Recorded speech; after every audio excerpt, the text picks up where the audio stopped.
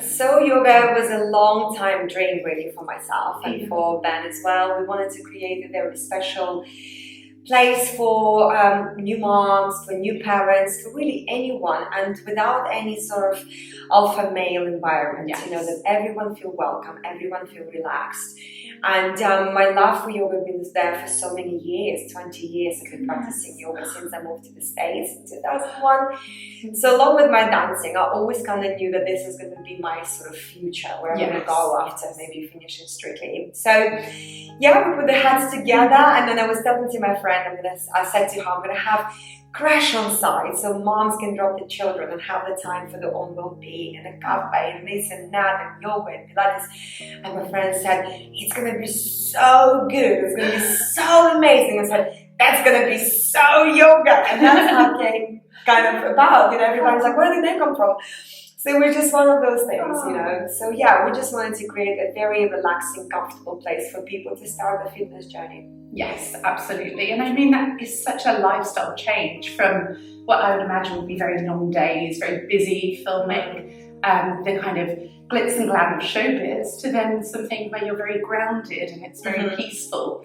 Yeah, I kind of wear a lot of hats and have a lot of faces, as people say, because they kind of see me sometimes as just that Kristina from Strictly with lots of makeup and eyelashes and all that, you know, and here I am just in sweats with no makeup at all. Amazing. And it's fine, because I think, you know, you have to be authentic and true to yourself. You know, yes, I can be that one day, you know, and I can be this one day, and lots of other hats, as you know yourself. Absolutely. Mom hats, you know, like, you know, this and that.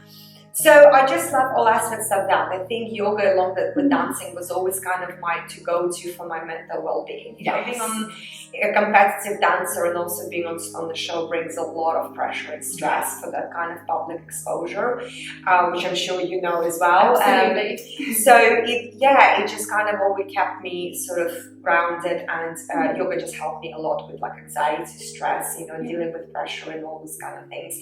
So I kind of love dipping into that world at some point, you know, put the dress on if I have like a maybe dance appearance or something like that, and then I spend my days here. Yeah, just relaxing. And I think as well, the world is so competitive. It's kind of dog eat dog, and who can be the best, who can get ahead. And to take that step back, to meditate, to be calm, to be in a room full of like-minded people where there is literally no judgment. It's so refreshing, it's so necessary. Absolutely, it is. And you know, I really feel like so empowered when people who come here saying, you know, you literally changed my life, because now I can put the baby in the crash and I can start doing my own like workouts and well-being. Like I work with lots of moms, you know, I do lots of baby yoga, baby massage, postnatal yoga, pregnancy yoga. I really love working with moms because I was through that journey myself. And when I had Mila, I felt like there was nowhere to go. What do I do with the baby? I wanted to get back to fitness, but you know, arranging childcare, it's always very expensive. It's always very difficult. You know, you're relying on another person. So this was really hard, and that's why I thought like this has to tailor for moms as well. You know, there's tons of fitness places, but we kind of known for accommodating young parents or just families. You know. Yeah, we do forget ourselves as mothers. I think, you know, everything goes into raising your child, and people say, how's the baby? Yeah. But nobody says, how are you? How are you? Exactly. And it's so true. Like when I run this baby massage courses, because they just start from like 5 weeks. So the moms will literally just have the baby, the hormones are all over, no sleep. And I call them not just baby massage, but mommy nurturing, because I'm here for the moms. I talk to them about very honestly how my experience was, because it wasn't all roses. No. You know? You know, I was breastfeeding, so I wasn't sleeping properly and all that. I have an amazing sleep expert, you know, who works with us here, Gary Davis, and she kind of comes and teaches moms about all those things about baby kind of sleep, but also what to do for you, you know, as an adult, like if you have issues with sleep. And we just try to do more and more for moms as well, because you're right, you know, everybody, well, how's the baby? Well, how's the mom? You know, the mom who has to do everything for the baby. So we kind of hear very much about well-being for parents, for moms, for women, for men, for everyone. Yeah, I love that. And I think so many people deal with stress, how we rush from appointment to appointment, we work such long hours, and it becomes chronic. It leads to illness and disease and things that could have been prevented if we put our well-being first and our health.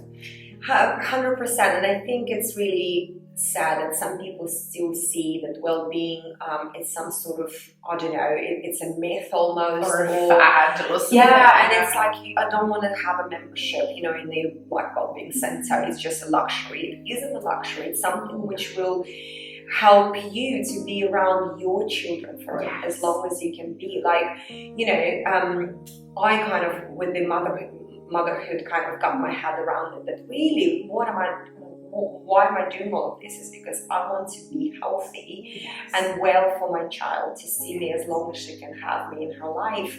I want to see her getting married and having her own children. And, if I'm not going to start taking care of me, and burn myself completely, then, I'm not going to be around. And I think it's really sad that sometimes an hour a week for a yoga class or well-being or whatever, for some people, yoga is boxing, punching that bag. And for many people, that's their yoga. That's the way to get that release. And so anything and everything can help you to get through, like, sort of that pressure we all have in life now. It's so very important. It isn't a luxury. I feel it's a necessity, which a lot of people just not really, getting. And this is really what we need to look into. Yeah, and I think when you grasp that concept, when you look at the stress that people go through, if you are frustrated or you're impatient, everything becomes harder. You bump into things, you catch a sleeve on the door handle, you just end up struggling through your day. 100%.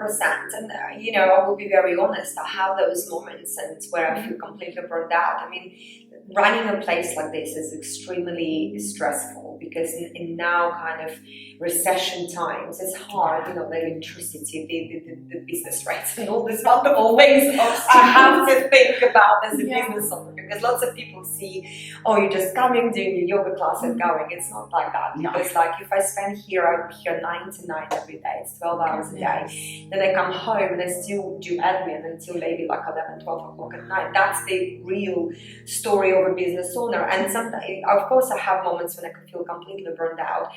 And, I have to look into my own well-being and say, come on, you have to stop. You have to maybe give the classes to someone else. The world is not going to fall apart if you're going to go away for a week. It used to stress me out if I have to have like a day off. But then, I start feeling that I'm snapping back at, my children, and I like maybe a little impatient, in my relationship at home. And I thought, like, this is just me being burned out. I've got to step back and I have to give myself kind of, what is it? Practice what you preach. Yes, definitely. And I think you can check yourself and you realise that, especially me as a mother, being a single parent to 2 young children, I find that if I'm burning out, I'm no good to anybody. And your work almost becomes another child. It's that baby where you want to give it as much love and attention as possible, but then you can't do your best job until you have that foundation of peace. I know, 100%. And you're so right. I'm so glad you're actually talking about things like that, because I think a lot of times we kind of feel that, we can't really say the honest kind of things what's happening with us. But, we need to be honest, especially with other moms, because, they might see you and me like, in different lights. Or something. But it isn't like that. I'm so far away from perfect, and like finding my ways, and learning how to be a parent. Because even though I teach children for now, it's like 25 years of experience. I started helping my dance teacher when I was only 16, and I love that. So I actually know quite well, I think, how to teach other children, but not my own child. It's such it's such a challenge. So because it's very different dynamic, not that kind of authority for her, because every teacher your says, mom. like, Mila is so lovely. I was like, really? Because she isn't like that with me. So all these kind of things, you have to take in consideration, of course, as a mom as well, that you have to still be parent to your own child. And sometimes I feel I'm always like taken away from my time with her because I'm just always here and I'm always doing things. So I start very much working on that. Yes. Balance. And we always feel guilty. I think the more we work, we can provide for our children, but then we're away from them. Whereas if we're with them, we're not working to provide. So it's this vicious circle. It's sort of like always feel it. But what you've created here is absolutely incredible. Thank you so much. Just walking around, everything, like, look at these goosebumps. You're constantly just, the energy is amazing, and I wish everybody could experience this. Yeah, well, we're open to everyone and anyone. We always said that we're very inclusive. Like I even teach like chair yoga for those on wheelchair, because I'm qualified in that. And like I said, we take like moms with babies to like elderly, and have kind of classes for everyone in between, because we didn't want to be just sort of one trick pony. It's very important to us as a family. For Ben and myself, we both teach here. And I think a lot of people are surprised seeing us here on site, because sometimes they feel like, a couple opens some kind of business and they just walk away. Disappear, go on holiday. We are here all the time, because it's very much our baby, our other baby, like you said, our business baby. And we just want people to feel comfortable, relaxed. And I think that's what they like about it. There is no sort of prejudice, and there is no alpha male kind of environment. We just want everybody to start the journey whatever it is for them. If we have meditation, we have cycling classes, so very opposite, intensity type of classes, but there is something for everyone. So anyone welcome. And watch for my online academy, it's coming very soon. I was about to say, where do you take it from here? What is the platform? So if you will live far away, I came to a point probably quite late, because everybody already jumped on that train back in lockdowns, but I was just a new business owner. We were literally 9 months and opened the place, and then the world stopped, and it just really hurt, obviously, us. But we just tried to kind of create the community, keep the classes running. So now I feel like this is the time. So I will get going with those courses and classes online. Although we do have like a video library which people can always access for all of our classes, mine and Ben and all of our instructors. But I actually want to start teacher training for other teachers, for people who maybe want to change the life course, like I was. I came sort of from that world of show business and competitive sport, ballroom dancing, into well-being and yoga, and it's sometimes very scary for people to change that sort of kind of rebrand yourself. And I know a lot of people who work in corporate world feel burned out and I just want to go and be like a yoga coach or maybe like a fitness trainer. So I want to actually create a course how to do that transition and give people resources and kind of, more than anything, tell them what not to do. Because I've learned my mistakes. The hard way. And that's because I've looked at lots of academies and digital academies to how to do that next step and the next leap. But I want to strip it all back down to a very truthful, kind of a course where you can say, this is what I've done wrong, so don't do that, do this instead. Because I know. And people don't tell you this, they sell you a dream. And in reality, it's nowhere near that. No, so not at all. It's lovely to see that honest approach. It's necessary. Because I wish somebody was there saying to me, and although I took courses, and of course there was a business mastery within that, how to open the yoga studio, but there was no one there thinking about there will be lockdowns and all these sessions, or just in general. There is always kind of people who will tell you how to do things, you open this and you're doing that, and that's in the marketing and so on. But there is so much more than that. Imagine how many days there are to that, just to have what you have today. So it's, and I just want to help others, because I feel like, it costs me, of course, a lot of stress, a lot of setbacks, a lot of maybe even financial losses, which could have been prevented if I knew, or somebody was there mentoring me and stuff like that. So, because sometimes people don't want to tell you all the truth. It's a rude word, money, isn't it? I know, but I just want to be totally honest, and I just want to help people to make that transition with at least, financial losses, and also maybe stress as well. So yeah, the reality of how to balance all of those things. But I mean, it's absolutely incredible. You're such an inspiration to be able to do this. And it's lovely that I can bring the children and relax and just have some me time and know that they're taken care of. And there's literally something for everybody. I know when I first came into yoga, I kind of went in with that energy and thought, you know, sometimes it can feel very peaceful, and other times I wanted to sweat and shake and feel like I'd been exhausted. And trying this today was so incredible. Yoga, fitness yoga, whatever it is, that kind of like a crazy mix of resistance workout. It's like cross between reformers, I suppose.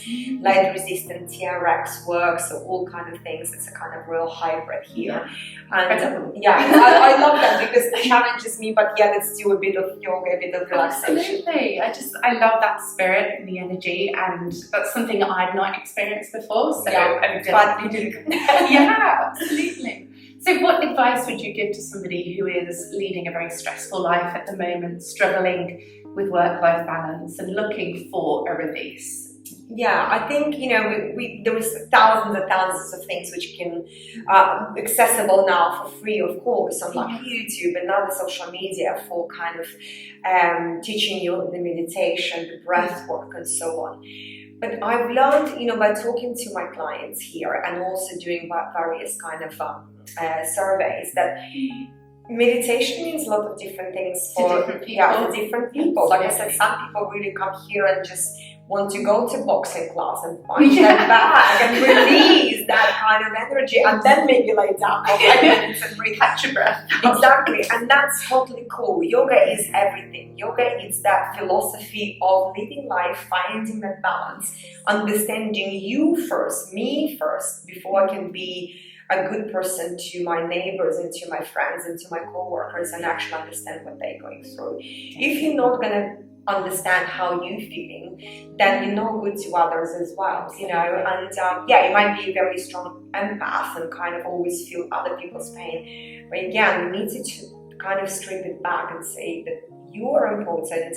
People in your family need you, children need you, and even if you don't have children, there are still people who love you, your parents, your friends, whatever, and you want to be there for them, so you need to take care of you first. It's not a luxury, it's necessity, and you just need to maybe start with 5 minutes a day. I think sometimes people feel that anything with well-being or sort of like, you know, a meditation has to be a big project of 1 hour. So sitting and just meditate. Like I can't do that as well, even though like we both obviously coaches, but I don't do an hour meditation ever, you know. But the 5 minutes of just sometimes I sit in my garden and look at the trees and taking like, you know, long breath and just thinking about something which made me happy. Usually it's my memories back in childhood, going to first dance competitions and wiggling my hips and my mom was there. So happy place, it could be anything at all, you know, and it's just taking a step back and moment in time for you, like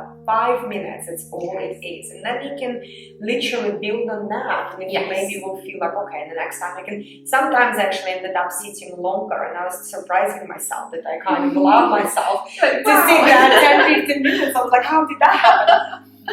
But yeah, your mind will take that time. You just need to give it a go, you know. So it's just as simple. I'm not going to give you some kind of a tip you've never heard before. You know, I'm not going to reinvent the wheel because it's just all kind of there.